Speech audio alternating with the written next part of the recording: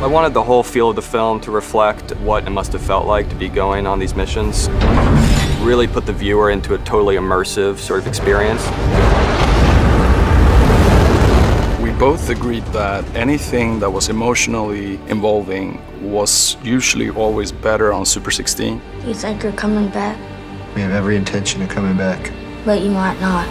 It feels more natural, while something like IMAX works really well for scope. It's all about making the audience feel something. It's trying to pinpoint what kind of style is going to best put the audience into the character's shoes. So Linus and I felt that that was something we could really sort of communicate on a gut level with this really radical change in formats. It's hard to do a bigger jump in format than from 16mm to IMAX.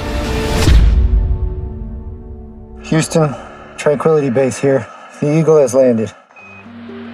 We know about his first steps down the ladder, but we don't know what that would feel like from the point of view of the person going down the ladder, actually seeing what he would be seeing, and seeing it in full IMAX, taking those first, subsequent steps on the moon. That's one small step for man, one giant leap for mankind. We have been living with a lot of emotions. We shot that quite grainy and gritty, and especially inside the craft, we shot on Super 16. And in order to give the audience like the maximum contrast to that, IMAX felt very natural. We had always envisioned the moment of stepping out onto the moon like our Wizard of Oz moment.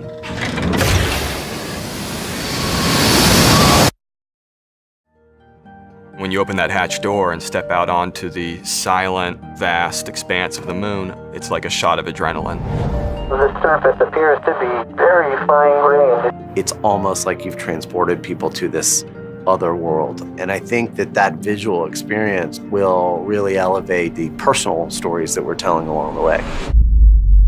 I was asking Dave Scott, Neil's colleague on Gemini 8, played by Chris Abbott in the movie, but also an astronaut who later walked on the moon himself, what his first steps on the moon were like, and he talked about never feeling more awake in his life. It's like he could hear, see, smell, taste everything in a heightened way. They made a point of trying to explain just how different it was visually.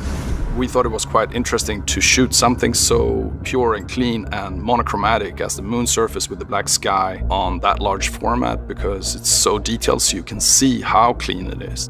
There was a clarity to the light, there was a clarity to the color, there was something just heightened about it.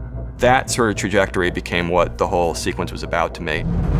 The jump from 16 to IMAX might help to recreate that sensation. It felt like the sort of crystalline clarity of IMAX, especially coming out of a grittier, grainier sort of approach to the rest of the movie, would be the right sort of way to make you feel that heightened level of consciousness. All right, here we go. Pretty clear. Tonight we're shooting Neil Armstrong's descent down the ladder. Speeding. Mark.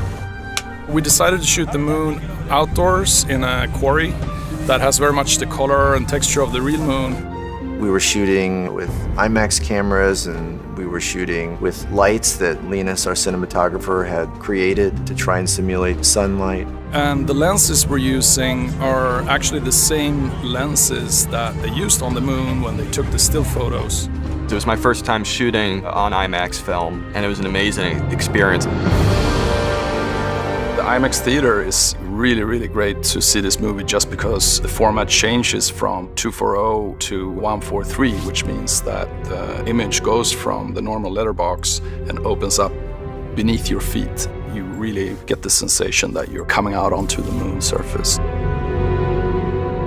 We shot on a lot of different formats for this movie, from 16mm to 35mm, 2-perf and 3-perf, all the way up to full IMAX. To really be able to taste that full range, you will want to see it on IMAX.